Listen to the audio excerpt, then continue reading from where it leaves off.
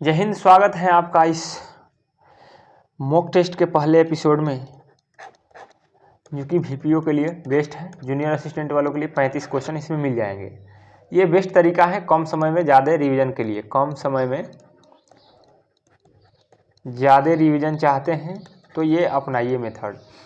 जैसे कि पहला क्वेश्चन कह रहा है कि पंचायती राज विषय है, तो आपको पता होगा, जो भी थोड़ा बहुत पढ़ा होगा, पंचायती राज विषय राज्य सूची की विषय है। इसको 3 टाइप्स में बांटा गया: केंद्र सरकार की विषय, राज्य सूची की विषय और समवर्ती सूची। इसमें आप कमेंट में बताइएगा कि समवर्ती सूची में कितने विषय हैं और केंद्र की सूची में कितने विषय हैं और राज्य की सूची में विषय कितने हैं।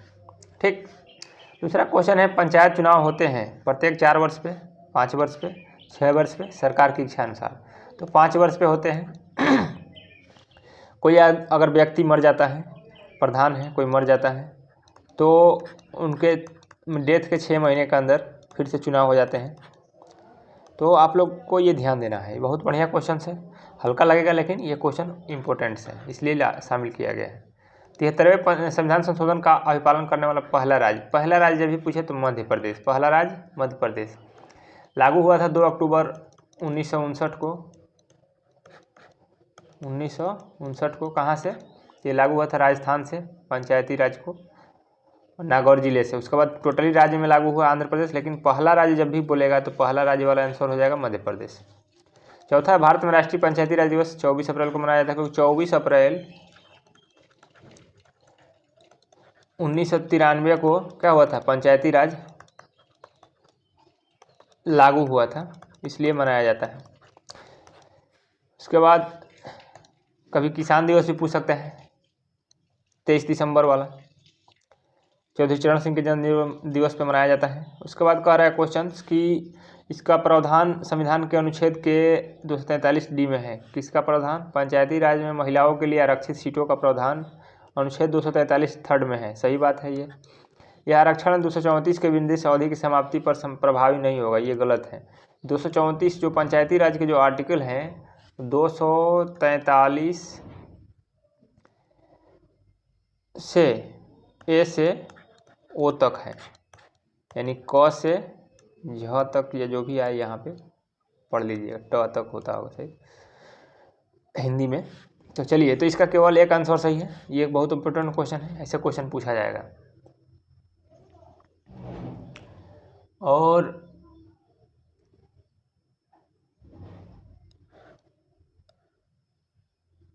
पाँच नंबर हो गया। आगे बात करते हैं 6 नंबर। ऐसे अभी क्वेश्चन कराए थे, उसी से रिलेटेड ये भी क्वेश्चन है। निम्नलिखित में से कौन सा अनुच्छेद पंचायतों में अनुसूचित जातियों एवं अनुसूचित जनजातियों के लिए सीटों का आरक्षण प्रदान करता है? जब भी आरक्षण की बात होगी तो 243D में ही बात होगी, चाहे आप महिला के आरक्षण दीजिए या SC ST के लिए दीजिए,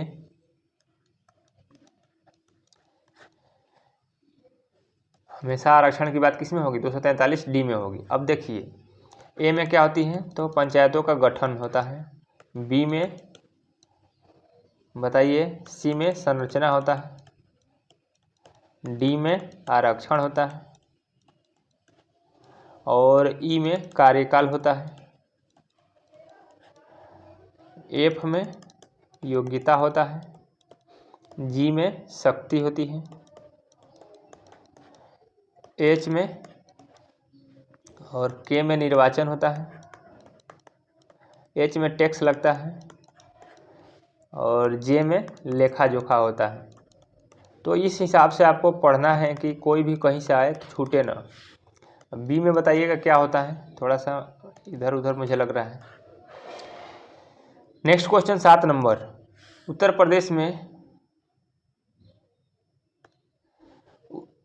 प्रदेश में पंचायती राज संस्थाओं में महिलाओं के लिए आरक्षित स्थानों की संख्या कितनी है? तो कुल स्थानों की 1/3, ये 243D में ही लिखा गया है।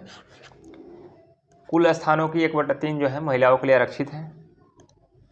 नेक्स्ट, पंचायती राज का प्रधान लक्ष्य क्या है? मुख्य लक्ष्य क्या है? ग्रामवासियों के बीच प्रतिद्वंद्विता को बढ़ाना है, कंपटीशन बढ़ाना है? नहीं। चुनाव में लड़ने के लिए ग्रामवासियों को प्रशिक्षण देना? ये भी नहीं। ग्रामवासियों की शक्ति का विकेंद्रीकरण, यानी पंचायती राज क्या करता है? शक्तियों का विकेंद्रीकरण करता है। इस हिसाब से ये सही हो जाएगा। ठीक। आगे बात करते हैं क्वेश्चन नंबर 9, किसमें बलवंत राय मेहता समिति की सिफारिशों के अनुसार पंचायती राज संस्थाएं सर्वप्रथम स्थापित की गई। तो सबसे पहले स्थापित कहाँ गई? राजस्थान में। और उसके बाद पूर्ण राज्य में बोला पूछेगा तो आंध्र प्रदेश में पूर्ण राज्य में। और पहला राज्य पूछेगा तो ये हो जाएगा इसका राइट आंसर MP। अब देखिए ये राजस्थान के केवल कुछ जिलों में ही हुआ था, इसलिए ये स्टार्ट हुआ था यहाँ से। पूर्ण राज्य में पूछे तो आंध्र प्रदेश, और पहला राज्य पूछे तो मध्य प्रदेश। चलिए आगे बढ़ते हैं नेक्स्ट क्वेश्चन पे। भारत में पंचायती राज की अनुशंसा के लिए बनी समिति के अध्यक्ष थे बलवंत राय मेहता जी थे, जो 3 स्तरीय को लागू कराए। 3 स्तरीय, एक पंचायत स्तर पे, एक ब्लॉक स्तर पे, एक जिला परिषद स्तर पे यानी जिला स्तर पे। ये 3 हमारे यहाँ उत्तर प्रदेश में चलती हैं, और वेस्ट बंगाल में 4 चलती हैं, कहीं कहीं 2 चलती हैं जो अशोक मेहता वाली हैं। अब इसमें संख्या के भी बारे में बात होगी, सब चीज़ समझ में आएगा। एक एक दिन आप समझ दीजिए और इसको स्पीड पे बढ़ा के भी सुन सकते हैं। उत्तर प्रदेश ग्राम सभा में निम्नलिखित में से कृतियों का संपादन करती है। क्या करती है ग्राम सभा, क्या करती हैं? तो आपको बता दिया जाए कि सामुदायिक कल्याण कार्यक्रमों के लिए स्वैच्छिक श्रम और अंशदान को जुटाना। ये तो अंशदान होता है, कहीं कहीं सफाई वफाई के लिए लोग जुट जाते हैं। ग्राम से संबंधित विकास योजनाओं के लिए हितकारी की पहचान। हितकारी मतलब जो ज़रूरतमंद है उसको लेना है, तो ये वाला भी सही है, ये भी सही है। ग्राम से संबंधित विकास योजनाओं के क्रियान्वयन में सहायता पहुंचाता है, तो टोटल सही है, सब सही है इसका। आगे बात करें क्वेश्चन नंबर 12, करें उत्तर प्रदेश में ग्राम प्रधान का निर्वाचन कैसे होता है। तो इसका निर्वाचन प्रत्यक्ष रूप से होता है, लेकिन गुप्त होता है। प्रत्यक्ष और गुप्त। प्रत्यक्ष चुनाव वो होते हैं जिसके लिए हम वोट डालते हैं, जिसके लिए जनता वोट डालती है, वो प्रत्यक्ष होता है। और जिसके लिए जनता के प्रतिनिधि वोट डालें, जिसके लिए जनता के प्रतिनिधि वोट डाले, वो क्या होता है? अप्रत्यक्ष। लेकिन दोनों गुप्त ही होता है, कोई भी मतदान खुला नहीं होता है, सब मतदान गुप्त ही होता है। नेक्स्ट बात करें क्वेश्चन नंबर 13, कह रहा है कि उत्तर प्रदेश में यदि कोई व्यक्ति ग्राम पंचायत या क्षेत्र पंचायत दोनों का सदस्य चुना जाता है तो कितने दिनों के अंदर उसे एक पद से त्यागपत्र देना पड़ेगा। मान लीजिए कि जो कोई सांसद विधायक भी बन जाते हैं तो वो भी त्यागपत्र देते हैं। उसी तरह से अगर आप BDC और प्रधान दोनों के लिए फॉर्म भर दिए, आप दोनों जीत गए, तो आपको 60 दिन के अंदर एक सीट छोड़ देना चाहिए। सरकारी आदेश के अनुसार 60 दिन के अंदर आपको एक सीट पे रिजाइन दे देना है, बाकी सरकार 6 महीने में फिर चुनाव करा लेगी। नेक्स्ट है, उत्तर प्रदेश में पंचायत क्षेत्र की घोषणा किसके द्वारा की जाती है? जिला प्रशासन, केंद्र सरकार, राज्य सरकार, उपरोक्त में से कोई नहीं। तो उत्तर प्रदेश में पंचायत क्षेत्र की घोषणा राज्य सरकार के अधीन है, क्योंकि ये राज्य सरकार के नियम कानून से चलते हैं। दिल्ली में कोई पंचायती राज नहीं है, क्योंकि दिल्ली शहरी क्षेत्र में आता है। तो ये भी क्वेश्चन पूछा जा सकता है कि दिल्ली में पंचायती राज है कि नहीं, तो दिल्ली में पंचायती राज नहीं है। उत्तर प्रदेश में पंचायत क्षेत्र में जनसंख्या 1000 हो तो सदस्यों की संख्या 9 होगी। अब 1000 से 2000 हो, यानी 1000 से 2000 हो तो इसमें आएंगे आपके 11। 2000 से 3000 हो तो आएंगे इसमें 13। 3000 से अधिक हो तो उसमें आएंगे 15। तो ये सब सही है, आपसे ध्यान से देख लीजिए। नेक्स्ट है वैसे भी फिर क्वेश्चन आ गया है, कह रहा है कि उत्तर प्रदेश में किसी पंचायत क्षेत्र की जनसंख्या 1000 से अधिक किंतु 2000 से अनधिक हो, मतलब 1000 से 2000 हो, तो उस पंचायत क्षेत्र में सदस्य कितने होंगे? तो 11 होंगे।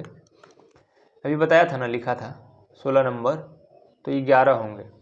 आगे बात करें कि क्वेश्चन नंबर 17, यदि उत्तर प्रदेश में किसी पंचायत क्षेत्र की जनसंख्या 2000 से अधिक किंतु 3000 से अधिक न हो तो उसमें कितने होंगे? तो इसमें 13 होंगे,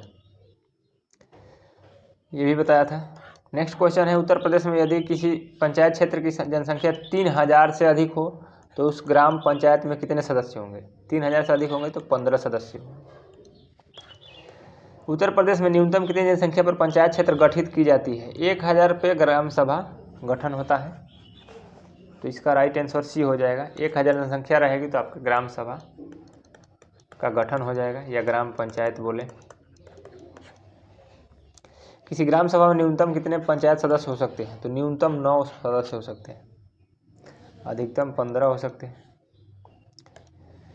अब इससे ज़्यादा जनसंख्या होगी तो उसको अलग नगर निगम या फिर वार्ड नंबर और बढ़ाया जा सकता है। नेक्स्ट कुछ बात किया जाए, क्वेश्चन नंबर 21 कह रहा है कि वित्त आयोग के अध्यक्ष व सदस्यों की नियुक्ति संसद द्वारा की जाती है। वित्त आयोग के अध्यक्ष व सदस्यों की नियुक्ति संसद द्वारा की जाती है। पहला ऑप्शन पे विचार करना है आपको, और दूसरा पे भी विचार करना है। वित्त आयोग के अध्यक्ष व सदस्यों की योग्यता का निर्धारण राष्ट्रपति द्वारा किया जाता है। तो वित्त आयोग के अध्यक्ष व सदस्यों की नियुक्ति संसद द्वारा नहीं की जाती है, इसके लिए एक समिति बनाई जाती है। इस समिति में अगर केंद्र सरकार के वित्त आयोग का होगा तो उसमें प्रधानमंत्री, राष्ट्रपति और कैबिनेट मंत्री रहते हैं, और ये अगर राज्य स्तर का होगा तो इसमें राज्य सरकार के होंगे। इसमें सदस्यों की योग्यता का निर्धारण राष्ट्रपति द्वारा अकेले नहीं किया जाता, इसकी भी समिति बनती है। तो दोनों गलत है, ना तो एक और नहीं दो सही है। नेक्स्ट क्वेश्चन 22 नंबर, निम्नलिखित कथनों पर विचार कीजिए। राज्य वित्त आयोग वित्तीय प्रशासन में पारदर्शिता को सुनिश्चित करता है। क्वेश्चन ऑप्शन नंबर 2, केंद्रीय वित्त आयोग वित्तीय प्रशासन में पारदर्शिता सुनिश्चित करता है। राज्य वित्त आयोग राज्यों की संचित निधि से राजस्व अनुदान का सुझाव देता है। अनुच्छेद 280 के तहत वित्त आयोग संघ और राज्यों के बीच करों के शुद्ध आगमों वितरणों की सिफारिश करता है।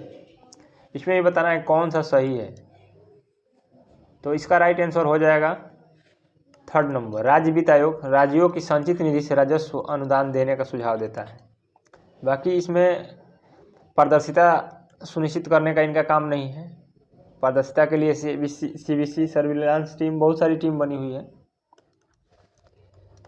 तो इसका राइट आंसर हो जाएगा 3rd नंबर। चलिए नेक्स्ट क्वेश्चन पे चलते आगे। 3rd नंबर के साथ 4th पे भी देख लिया जाए। अनुच्छेद 280 के तहत वित्त आयोग संघ और राज्यों के बीच करों को शुद्ध आगमों की सिफारिश करता है। तो इसका राइट आंसर हो जाएगा सी वाला। इसमें 3 और 4 दोनों सही है, 3 और 4 दोनों सही है। 15वें वित्त आयोग के सदस्य कौन शामिल नहीं है? ये बहुत बढ़िया क्वेश्चन है, जो पढ़े हैं उनके भी धुआं निकल जाएगा। तो इसमें अनूप सिंह थे, अशोक लाहिड़ी थे, रमेश चंद्र जी थे, और 15वें वित्त आयोग के अध्यक्ष भी NK सिंह हैं, नंद किशोर सिंह। तो इनमें कौन शामिल नहीं ये पूछा जाएगा। तो इनका राइट नाम हो जाएगा डॉक्टर देवव्रत त्रिपाठी। 23 का डी नंबर ये शामिल नहीं है।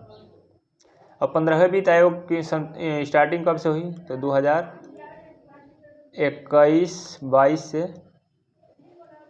25-26, 2025-26। तो ये भी पूछा जा सकता है। 24 नंबर का पंचायती राज मंत्रालय, वित्त मंत्रालय तथा व्यय विभाग की सिफारिशों पर अनुदान राशि कितने किस्तों में प्रदान की जाएगी? पंचायती राज मंत्रालय कह रहा है, वित्त मंत्रालय कह रहा है, और व्यय विभाग की सिफारिश पर अनुदान राशि कितने किस्तों में प्रदान की जाती है? तो इसका राइट आंसर हो जाएगा 2 किस्तों में। सर्वप्रथम किस वित्त आयोग की संतुष्टि में अनुदानों की अनुशंसा विभाज्य पूल अनुपात में की गई?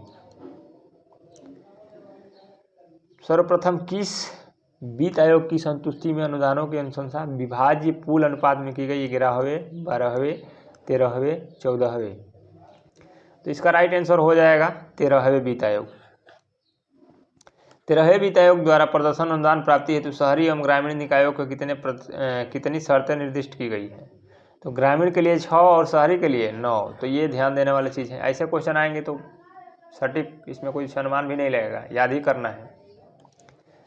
नेक्स्ट 13वें वित्त आयोग के अंतर्गत जारी विशेष, अब देखिए इसमें 13वें वित्त आयोग को पूरा पकड़ लिया है। कभी 14वें को पकड़ लेंगे किसी टेक्स्ट में, किसी मॉक टेस्ट में, किसी 15वें को, तो ये सही होने के चांस ज़्यादा हो जाएंगे। 13वें वित्त आयोग के अंतर्गत जारी विशेष क्षेत्र अनुदान कितने घटक थे? इसमें 13वें वित्त आयोग के अंतर्गत जारी विशेष क्षेत्र अनुदान के कितने घटक थे? 27 नंबर। इसका राइट आंसर हो जाएगा 2 घटक। 15वें वित्त आयोग द्वारा लेखाओं के ऑनलाइन उपलब्धता के आधार पर अनुदान देने या रोकने हेतु किस वर्ष तक समय सीमा तय की गई। तो ये अभी 21-22 से शुरू हुआ, अब 25-26 तक चलेगा, लेकिन इसको अनुदान देने और रोकने के लिए समय सीमा 2023-24 रखा गया है। 15वें वित्त आयोग आएगा तो स्टार्ट होगा 2021-22 में और समाप्त होगा 25-26 में। ठीक, तो चलिए, मैं उम्मीद करता हूँ आपको समझ में आ रहा होगा। अगर लाइक नहीं किया तो वीडियो को लाइक कर दीजिए, बहुत फ़ायदा होगा। अगर कोई काम कर रहे हैं तो भी चालू करके छोड़ सकते हैं, इसको सुनते रहेंगे। 29 नंबर कह रहा है कि 15वें वित्त आयोग के अनुसार त्रिस्तरीय व्यवस्था में जिला पंचायतों के लिए निधियों के वितरण का क्षेत्र है। देखिए 100% होता है ना कोई भी चीज़, तो 100 में से 70 ग्राम पंचायत के लिए है और 30 बचा तो 15 क्षेत्र पंचायत और 15 जिला पंचायत के लिए। तो इसका राइट आंसर क्या हो जाएगा? न्यूनतम 50%, अधिकतम 15%। स्मार्ट पंचायत से संबंधित है। स्मार्ट पंचायत कैसे होती है? ई ग्राम स्वराज पोर्टल, मतलब आप ऑनलाइन के लिए पोर्टल बना दीजिए। ई पंचायत मोबाइल ऐप कोई एप्लीकेशन बना दीजिए ताकि उसमें आप लोग गाँव के लोग देख सकें। ई गवर्नेंस सुविधा, मतलब इलेक्ट्रॉनिक्स कागजात आप उसमें डाल सकें, तो सभी सही हो जाएगा इसका। अब नेक्स्ट क्वेश्चन है, कॉमन सर्विस सेंटर CSC किस मॉडल पर आधारित है? तो ये PPP मॉडल पे है, private PPP, private public partnership, मतलब ये प्राइवेट है लेकिन पब्लिक के लिए है और पार्टनरशिप है गवर्नमेंट से। तो गवर्नमेंट्स को कुछ ये पेमेंट दे करके एक ID बनवाते हैं और तब इस पर सरकारी योजनाओं के लाभ देते हैं जनता को।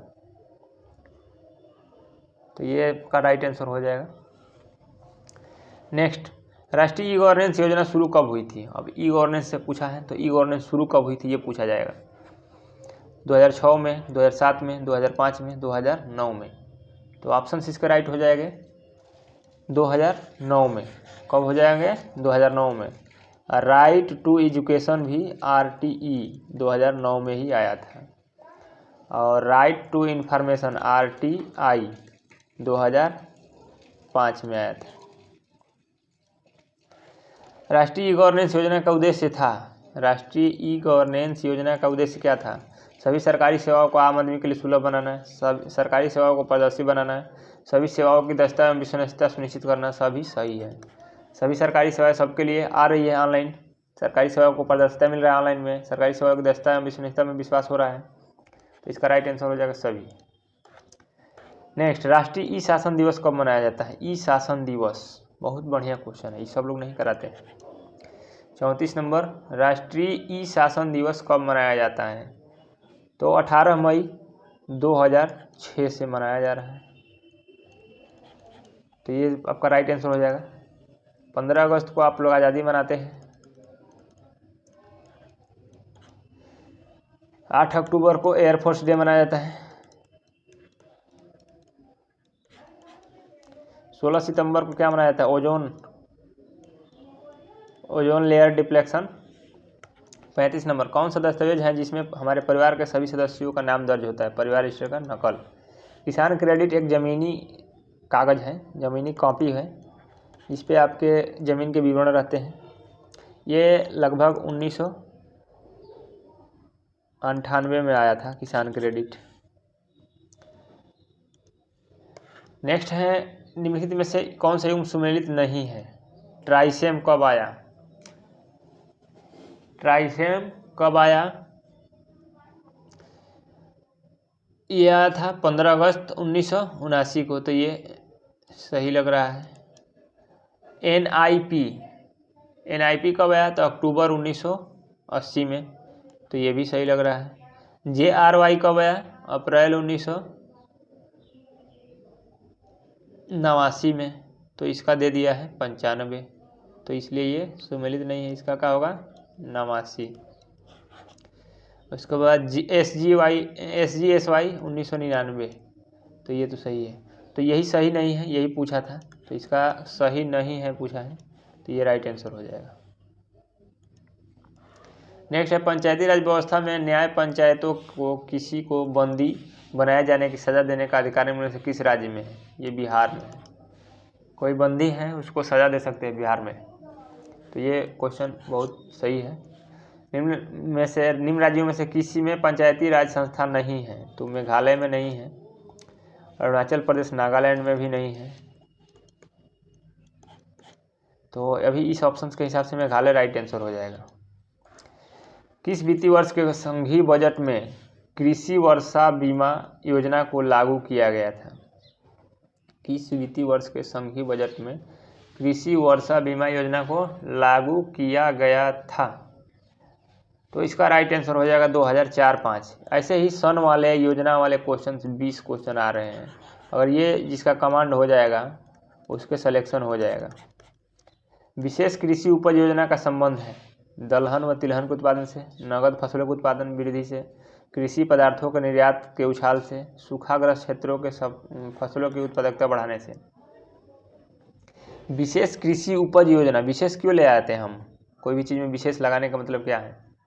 इसका राइट आंसर है कृषि पदार्थों के निर्यात के उछाल से। नेक्स्ट क्वेश्चन, सांसद स्थानीय क्षेत्र विकास योजना में सांसद का अपने क्षेत्र के विकास हेतु कितने रुपये सरकार द्वारा प्राप्त होते हैं? तो 5 करोड़ रुपये प्रत्येक सांसद को मिलता है अपने स्थानीय क्षेत्र को विकास करने के लिए। उत्तर प्रदेश में किसान मित्र योजना का शुभारंभ कब हुआ? तो देखिए किसान का एक ही मित्र होता है, कौन? केचुआ, जो हमेशा किसान के लिए काम करता है, एक नंबर का काम करता है। हमेशा एक नंबर का काम करने का मतलब क्या? मिट्टी को उर्वरक बनाता है। तो अब कब बनाएगा? तो 18 जून 2001 को ये बनाएगा। अब 18 जून याद करना पड़ेगा 2001। नेक्स्ट क्वेश्चन पे चलते हैं। राष्ट्रीय ग्रामीण स्वास्थ्य मिशन का शुभारंभ हुआ था, कब हुआ था? 15 अगस्त 2002 को, 31 मार्च 2003 को, 18 जून 2004 को, 12 अप्रैल 2005 को। तो इसका राइट आंसर हो जाएगा 12 अप्रैल 2005 को। राष्ट्रीय ग्रामीण स्वास्थ्य मिशन का शुभारंभ 12 अप्रैल 2005 को। अब 12 अक्टूबर 2005 को राइट टू इन्फॉर्मेशन RTI शुरू हुआ था। तो ये भी जानना जरूरी है। किसान दिवस मनाया जाता है 23 दिसंबर को, चौधरी चरण सिंह के जन्मदिवस पे। भारत निर्माण योजना की शुरुआत कब हुई? 19 नवंबर को क्या मनाया जाता है? शौचालय दिवस। भारत निर्माण योजना की शुरुआत कब हुई थी? 45 नंबर क्वेश्चन। तो भारत निर्माण योजना की शुरुआत हुई थी 2005 में। अलग अलग सरकारें आती हैं, योजना बनाती हैं, अपने नाम कमाती हैं। कृषि श्रमिक सामाजिक सुरक्षा योजना कब प्रारंभ हुआ? कृषि श्रमिक सामाजिक सुरक्षा योजना कब प्रारंभ हुआ? कृषि भी हो, श्रमिक भी हो, सामाजिक सुरक्षा भी मिले, ये वाली योजना कब आई थी?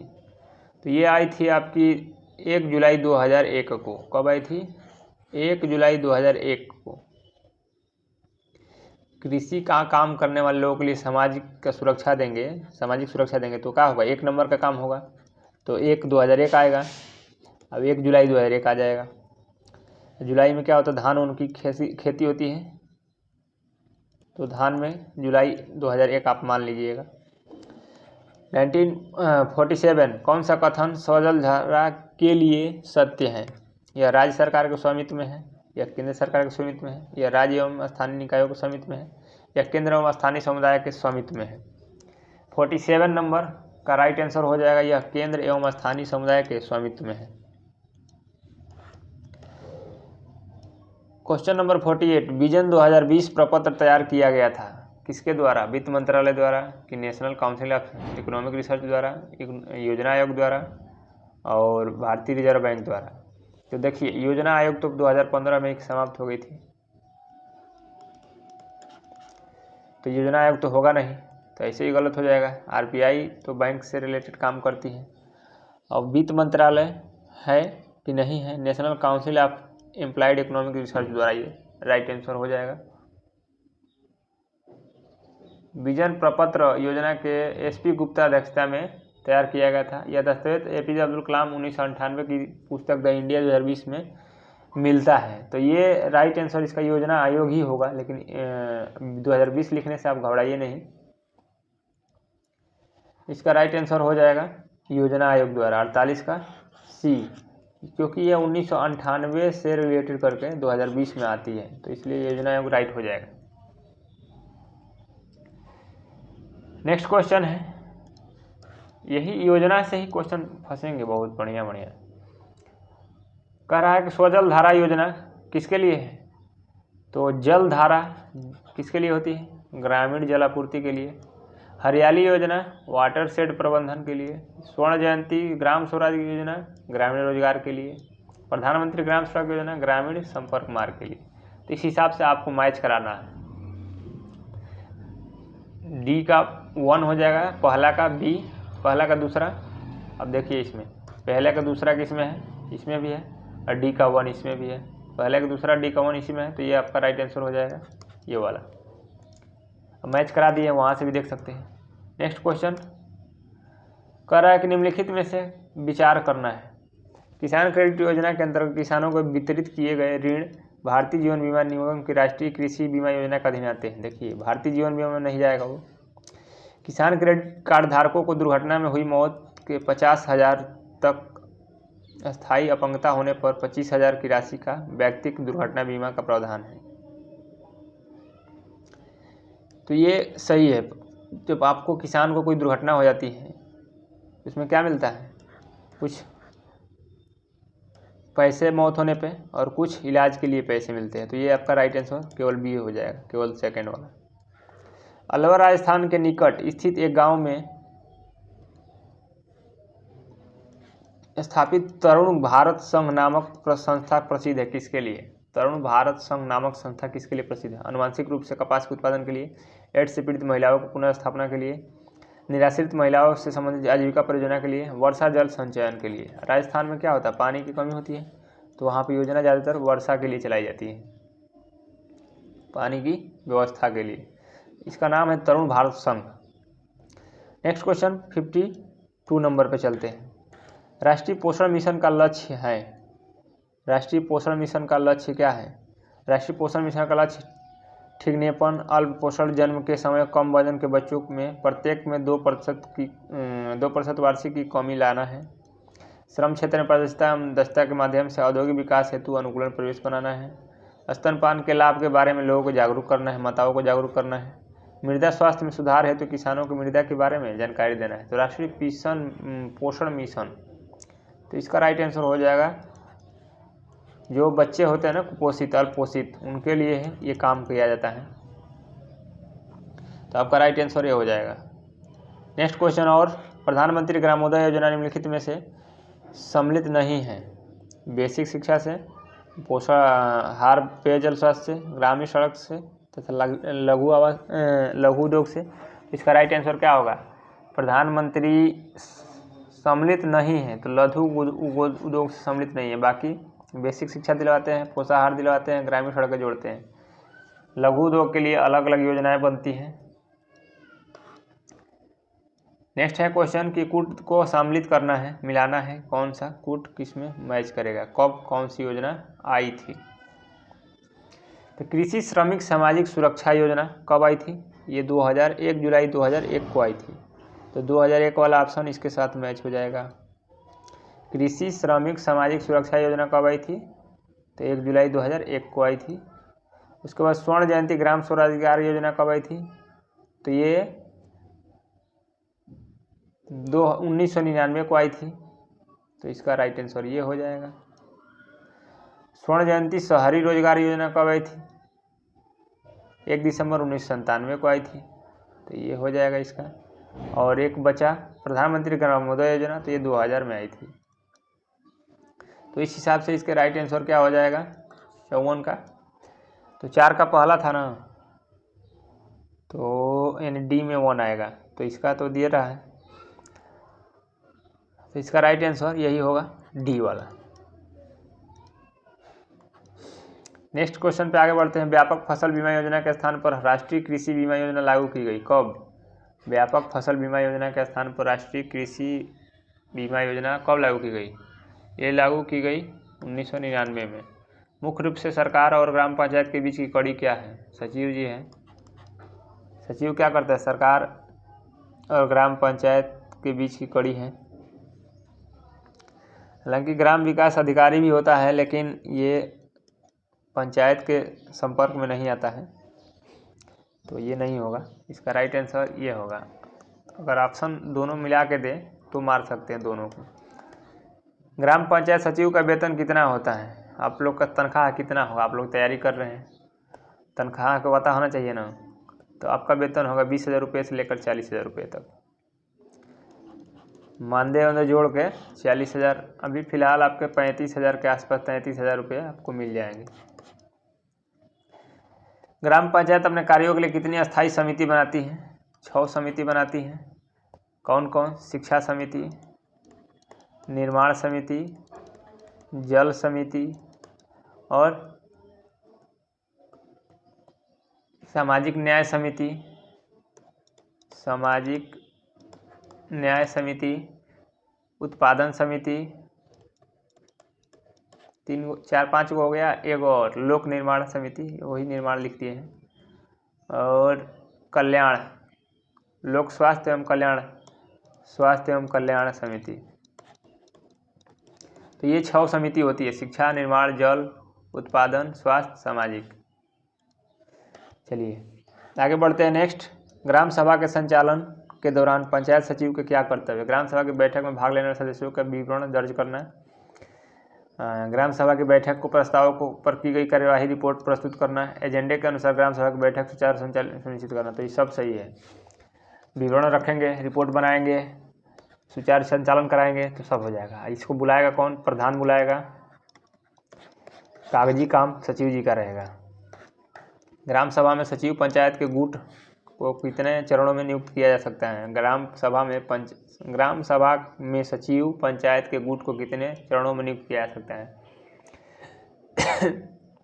इसका राइट आंसर हो जाएगा 3 गुट में।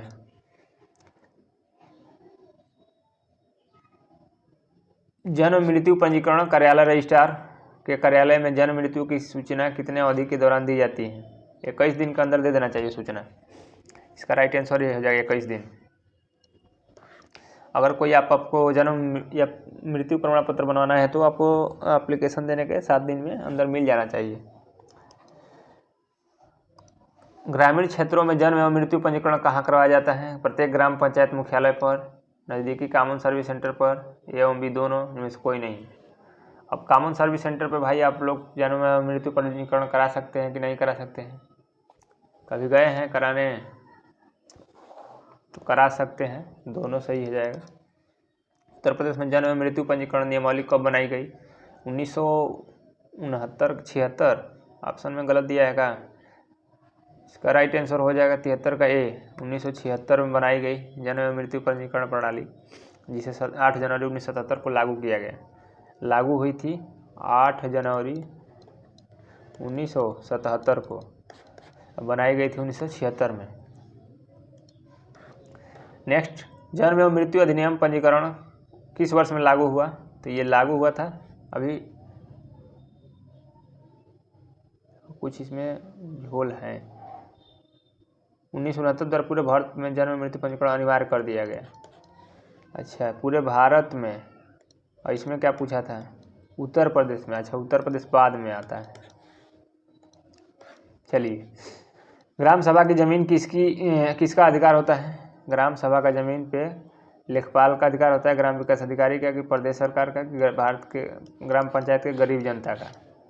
बताइए, बेस्ट ऑफ बेस्ट ऑप्शन कौन लग रहा है इसमें से? 65 का बी, प्रदेश सरकार का।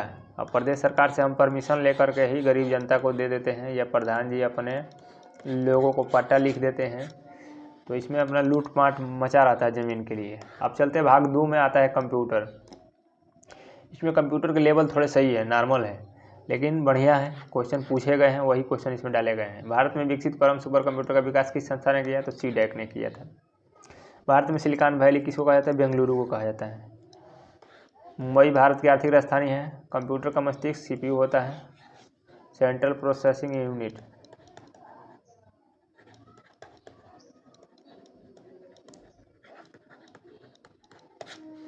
नेक्स्ट, एक इलेक्ट्रॉनिक डिवाइस जो डाटा को इन्फॉर्मेशन में बदलते हुए प्रोसेस करता है उसे क्या कहते हैं? प्रोसेसर। ये कंप्यूटर की सीपीयू। प्रोसेसर का काम क्या है? तेज चलाना। अब डाटा में कन्वर्ट कौन करेगा? डाटा में कन्वर्ट कौन करेगा? प्रोसेसर ही करता है। कंप्यूटर का सबसे महत्वपूर्ण भाग है सीपीयू है। सीपीयू ही उसका दिमाग चलाता है, तो वही ना महत्वपूर्ण हो गया। सीपीयू का पूरा नाम सेंट्रल प्रोसेसिंग यूनिट होता है। और सीपीयू का प्रमुख कार्य क्या है? डाटा जानकारी भावी प्रयोग हेतु स्टोर करना, प्रोग्राम अनुदेशों पर अमल करना, डाटा का जानकारी प्रोसेस करना, दोनों एवं सी। तो इसका राइट आंसर हो जाएगा डी, एवं सी दोनों। मतलब डाटा प्रोग्राम अनुदेशों पर अमल करना और डाटा एवं जानकारी को प्रोसेस करना। कंप्यूटर में सभी तार्किक, लॉजिकल और अंकगणितीय परिकलन किए जाते हैं कंप्यूटर में किसके द्वारा? प्रणाली बोर्ड द्वारा, केंद्रीय नियंत्रण बोर्ड द्वारा, सेंट्रल प्रोसेसिंग यूनिट द्वारा, मदरबोर्ड द्वारा। लॉजिकल कैलकुलेशन, अर्थमेटिक लॉजिक किसे किया जाता है? एएलयू। किसके द्वारा? कंट्रोल वाला ना। तो इसका राइट आंसर हो जाएगा सेंट्रल प्रोसेसिंग यूनिट द्वारा, सीपीयू। कंप्यूटर का मुख्य पटल है मॉनिटर, मदरबोर्ड, फादरबोर्ड। उसी को मॉनिटर बोलते हैं, मदरबोर्ड को ही मुख्य पटल मदरबोर्ड ही होता है। कंप्यूटर घड़ी सिस्टम क्लॉक के स्पीड की गणना की जाती है किस में? गीगाबिट में, मेगाहर्ट्ज में।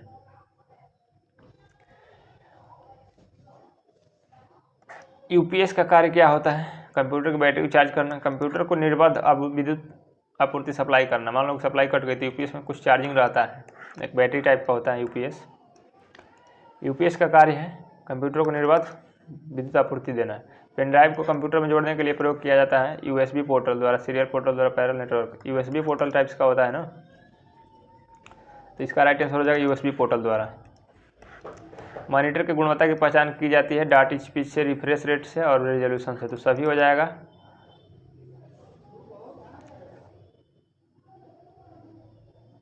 मॉनिटर का आविष्कार जोरिकिन ने 1929 में किया था। कब किया था? 1929 में। नाम क्या था?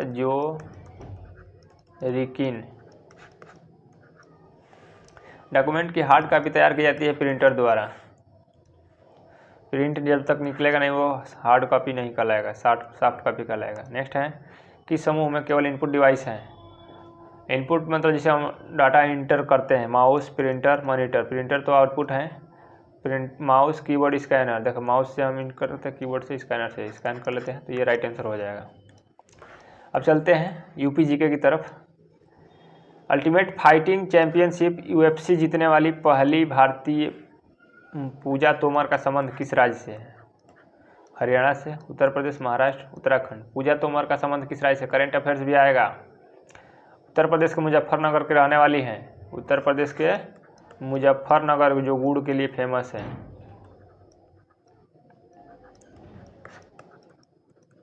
मुजफ्फरनगर में दंगा भी हुआ था। नेक्स्ट क्वेश्चन, कथनों पर विचार कीजिए। कह रहा है कि भोजपुरी व पूर्वी उत्तर प्रदेश की लोक भाषा है। भोजपुरी पूर्वी उत्तर प्रदेश की लोक भाषा है। पूर्वी उत्तर प्रदेश के लोग अन्य भाषाओं में असहज होते हैं। तो इसका राइट आंसर क्या होगा? इसका राइट आंसर हो जाएगा ऑप्शन नंबर सी। यानी सी में क्या दिया हुआ है? ए सत्य है लेकिन आर असत्य है। लोक भाषा है, हम लोग बोलते हैं भोजपुरी, लेकिन अदर भाषा में हम लोग असहज नहीं है। और दूसरा भी, हिंदी भी बोलते हैं, अंग्रेजी भी बोलते हैं, तमाम भाषाएं बोलते हैं उत्तर प्रदेश के लोग। उत्तर प्रदेश का कौन सा जनपद दशहरी आम का सर्वोच्च उत्पादक? वाराणसी या लखनऊ? ये तो होगा नहीं, ये आंवला का है, ये पेठा का है, तो वाराणसी होगा कि लखनऊ होगा? यही दो ऑप्शन है, बचाइए। अगर इनमें से कोई नहीं आ जाता तो थोड़ा खेल बिगड़ जाता है। तो इसका राइट आंसर क्या हो जाएगा? वाराणसी। उत्तर प्रदेश में कौन सा शहर निर्यात विकास केंद्र नहीं है? आगरा, इलाहाबाद, खुर्जा, मेरठ। जैसे कि निर्यात विकास मतलब जहाँ पे हम कोई चीज़ बना करके निर्यात करते हैं, तो आगरा से बनता है, प्रोडक्ट्स इंडस्ट्रियल हब है। खुर्जा से बनता है, मेरठ से भी बनता है खेल की सामग्री। इलाहाबाद में केवल अमरूद है, तो ये शायद नहीं है, इलाहाबाद ही नहीं है। उसके बाद चलते हैं नेक्स्ट क्वेश्चन पे। उत्तर प्रदेश के लोकायुक्त पद की पदधारणा की अवधि है लोकायुक्त की पद धारण करने की अवधि 8 वर्ष है। ये सबसे अजीब का क्वेश्चन है। लोगों को लगेगा कि 5 वर्ष, लेकिन ये गलत है। पहले 6 वर्ष था, इसको बढ़ा के 8 वर्ष कर दिया गया। क्वेश्चन नंबर 86, इस पर विचार करना है। कनौज इत्र का शहर है, बहुत सही बात है। कनौज शहर के सभी निवासियों का यहाँ इत्र का उद्योग है। सभी के पास हो कि ना हो, लेकिन बहुत सारे लोगों के पास तो होगा ज़रूर। तो इसका क्या राइट आंसर हो जाएगा? ये सही है, लेकिन कारण असत्य है। तो ये सत्य है किंतु आर असत्य है।